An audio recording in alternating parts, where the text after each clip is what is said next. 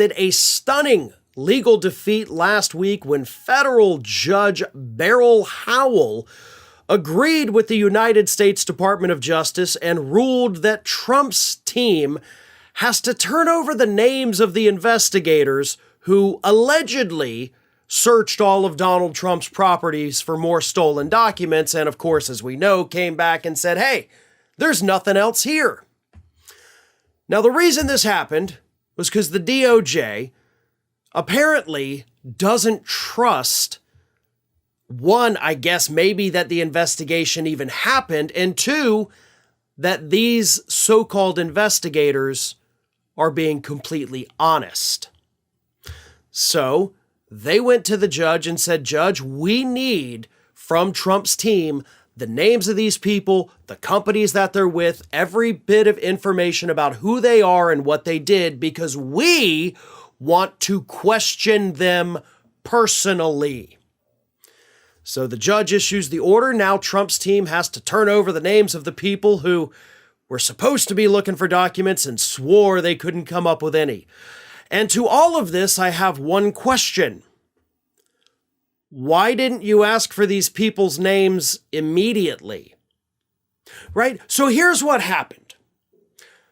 Trump's people, after, of course, the FBI went to Mar-a-Lago and all of that, they then said, all right, listen, we hired people to go and look through the other properties and look for documents. We didn't find any more documents. So at that time, the court was like, oh, okay, cool. Hey, thanks for doing that. All right, we'll see ya. No, the next words out of the court's mouth should have been, who?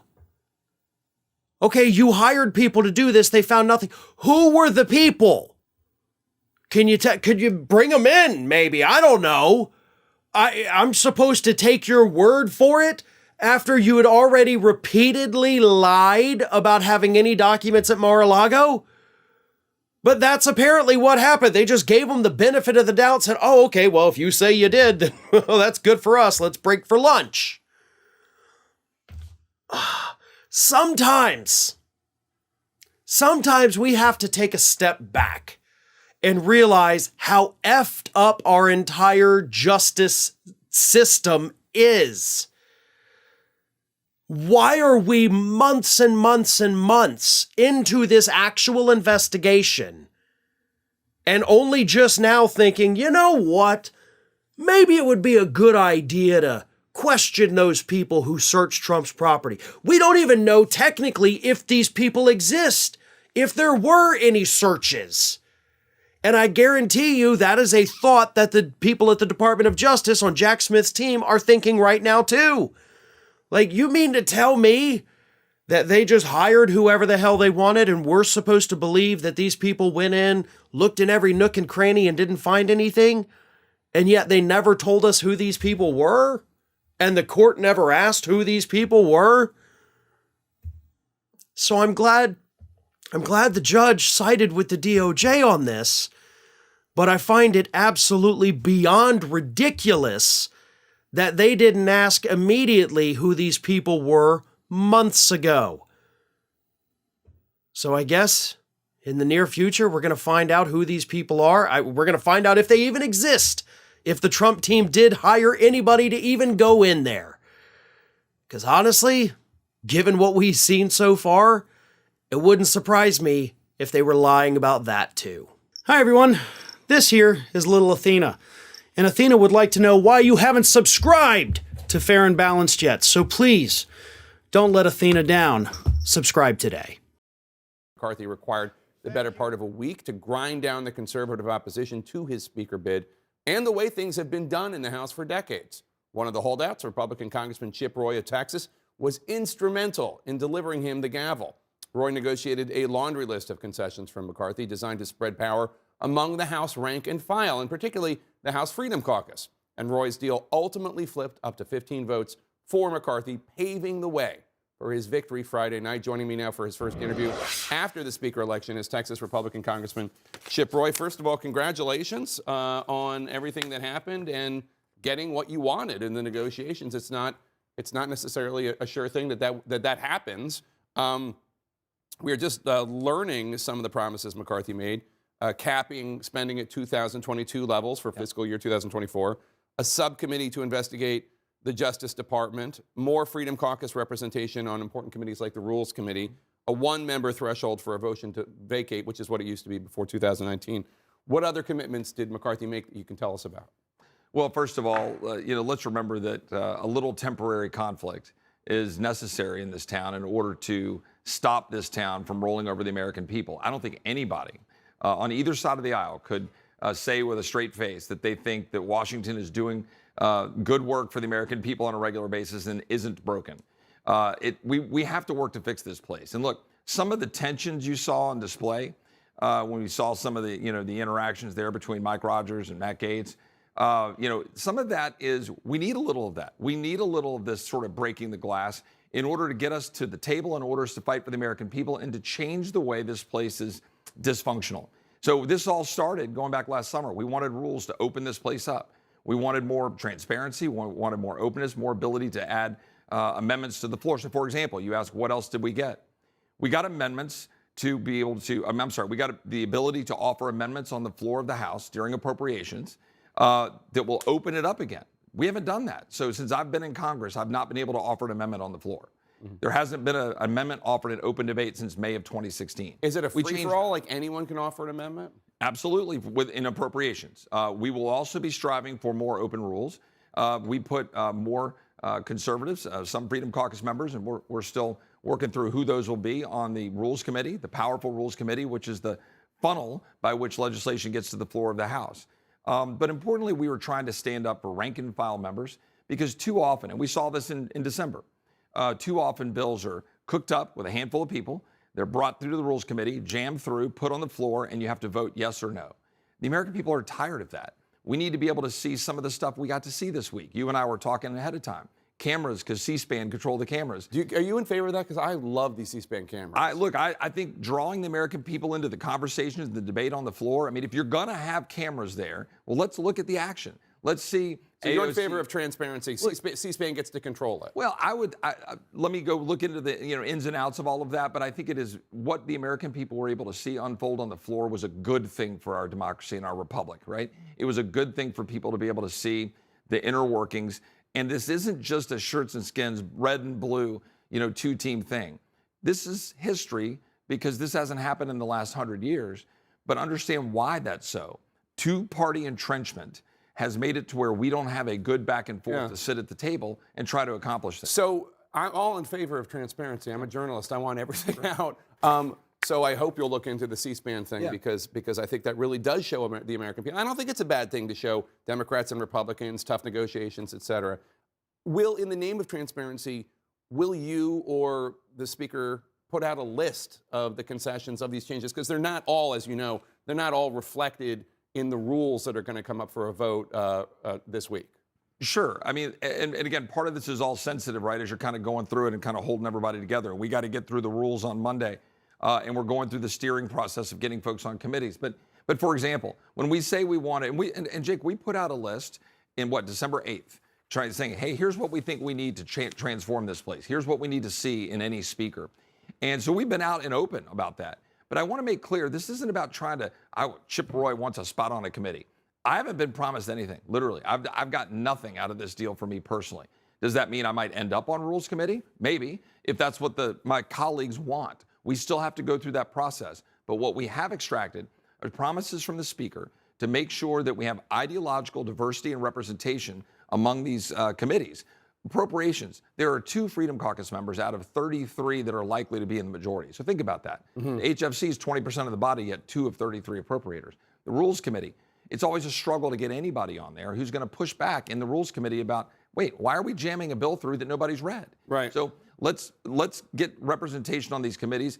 And it's not about petty personal desires. I don't want to be on the Rules Committee. I don't want to leave my family on Sunday night and miss my kids to come up here. But I might do it if that's what my colleagues decide. So let me ask you a question about whether or not whatever you want to call it, the chaos, the back and forth, whether or not this is going to mark what the Congress is going to look like going forward over the next 2 years.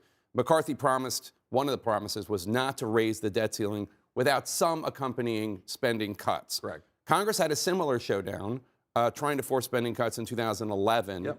It led to America's credit rating getting downgraded because they weren't able to arrive at a deal. The markets felt the U.S. government had become, according to the downgrading, quote, less stable, less effective, less predictable. And that had a real tangible detrimental effect on the American people and their pocketbooks, their retirement savings.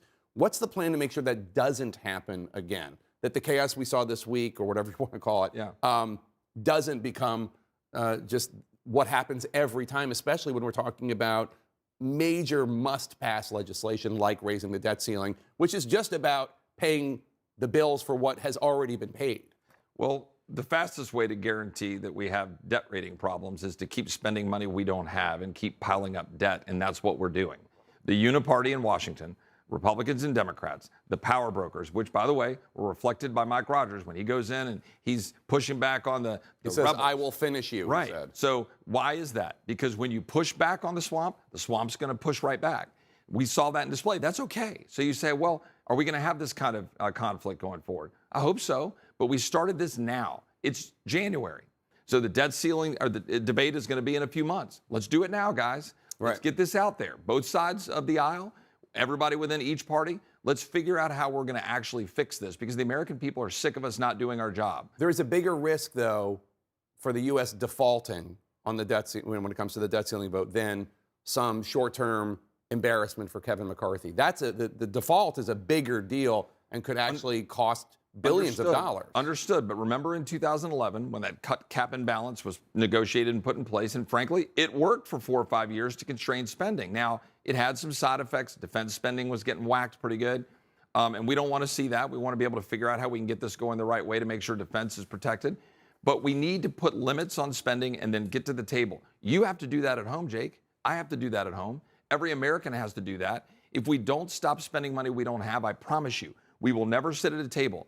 Colin Allred, who's going to be on here in a little bit, that I was talking to in the green room, Colin and I need to be able to sit at a table and figure out how we're going to fix this for the country. Yeah. We can't do that if the leaders jam through $1.7 trillion omnibus bills like happened in December, where we have no debate on the floor. We have to open this debate up, offer amendments, do our work, limit spending within our means, and then move the country forward. If McCarthy fails to offer a debt ceiling bill that has offsetting spending cuts, if he offers what the Democrats in the Senate want, which is a clean bill, would you vote to vacate the speakership? Because it will now be able to be one person making that motion to vacate the speaker. Look, I'm not going to play the what if games on how we're going to use the tools of the House to make sure that we enforce the terms of the agreement. But we will use the tools of the House to enforce the terms of the agreement. Will you negotiate with Democrats in the Senate? Because as you know, this isn't just about you negotiating with Kevin McCarthy. Yep. Kevin McCarthy's much more conservative, however much you think he is actually a conservative, compared to the people who run the Senate, which are the Democrats, or the White House, which is Joe Biden. Right. Well, remember that in 2011, Obama was in the White House, and we got cut, cap, and balance because we took it to the American people. The American people were tired of the status quo. We took the message to them, and we forced change. Our point is, let's fight now to end the status quo. Let's get in the rooms now. Republicans should send good appropriations bills over to the House. Make Chuck Schumer reject them. Let's send a good appropriations bill funding our men and women in uniform, who you so grateful. I'm grateful that you support them so much. Let's go send them a good bill. Let's go send a good Homeland Security bill. Let's go send legislation. If Chuck Schumer doesn't want to pass those, then it's on him. Let's come back to the table and let's talk about it. But let's do our part to balance the budget, do our job, and put everything on the table for everybody to sit down and do the work of the American people. In these talks, in these negotiations, did Kevin McCarthy or his emissaries ever say anything when it came to cuts or caps on Medicare and Social Security? So what we're talking about here, just so everybody knows, is the setting spending at the FY22 levels, which would be what, $1.471 trillion, and then let's all sit down and figure out how we're going to do that. So all of it. So let's sit down and how we're going to spend on that discretionary spending. What we've been very clear about is we're not going to touch the benefits that are going to people relying on the benefits under Social Security and Medicare. But we all have to be honest about sitting at the table and figuring out how we're going to make those work, how we're going to deal with defense spending, and how we're going to deal with non-defense discretionary spending. But we've got to hold spending within our means. And as you asked earlier, what did he give away to get it? Listen to how Matt Gaetz described what the House is going to be like perhaps under these new rules, under the deal that Kevin McCarthy landed with them. The construct of these rules concessions functionally turn the speakership into a ceremonial position. Matter of fact, if my colleagues get what they want from McCarthy, the chairman of the Freedom Caucus will actually be more important than the Speaker of the House. He will have to live the entirety of his speakership in a straitjacket constructed by these rules that we're working on now. I mean, wow, is he right? I mean, he's not wrong there. And speaking to those concessions, I mean, what really makes Kevin McCarthy so much less powerful than other speakers in the past is that right now he has a conference, a very narrow majority with many members who are willing to just basically push a vote of no confidence on him at any turn. Any sort of bad move that Kevin McCarthy or that Speaker Kevin McCarthy makes, whether it's policy, House rules, procedure, tactics, politics, as we saw earlier this week as well, is going to put him in that position of being put up for a referendum because of that motion to vacate measure where any one member can call for that vote to Speaker. So we could see this exercise over and over again. And I imagine Kevin McCarthy, while he is a fighter, he is a survivor, he's going to have to be looking over his shoulder almost every morning when he wakes up to figure out, how could I be ousted today? And that man, Matt Gaetz, who you just saw on your screen, is going to be the person trying to be front and center on all of this. How do you expect to govern this way if it has been taking this long to get the conference united? See, this is the great part. Because it took this long, now we learned how to govern. So now we'll be able to get the job done. Now we've learned we learn how hard it's going to be to get all of this done. I am fascinated by this, Brez, but tomorrow we're going to be talking about rules. And the rules are critically important here. And this is not a fight that is over. No, and it's not a fight over. There's two things, or a couple things happening. They're going to vote on the actual rules package tomorrow. That's going to pass. There's only one member who's opposed, a Republican who's opposed, Tony Gonzalez of Texas. That's going to pass. But the thing we haven't seen, there's a document circulating around, a couple pages, like 3-page document, that's got some unwritten rules that they're talking about, which is like reducing spending to 2022 levels, which would be big cuts in government spending. And this was one of the problems that McCarthy faced, is moderates were upset about. So this is like not in the rules package, but it's like a secret document that's floating around. elsewhere. They're not actually even letting people have copies of it. So, It tells you how damaging it would be for them if it got out. Yeah, and so I mean, there's going to be they're going to try and pass the rules package. They'll get that done, and then they're going to launch into some votes. They think that will help them. There'll be abortion votes. There'll be a crime vote. But we're going to see a fight pretty soon on immigration. That's going to happen in the House, and that's going to be the first flashpoint. And I think he's going to have a problem there. McCarthy's going to have a problem there. As you pointed out, some of the concessions that we are learning that McCarthy made include this idea that they can cap spending at fiscal year 22 levels, which would be a cut to defense spending. There is the motion to vacate, which would allow anyone to call a vote to get rid of the speaker at any moment, basically. Putting some of these hardliners on key committees, et cetera, et cetera. I mean, no more omnibus spending deals. These are potentially pretty significant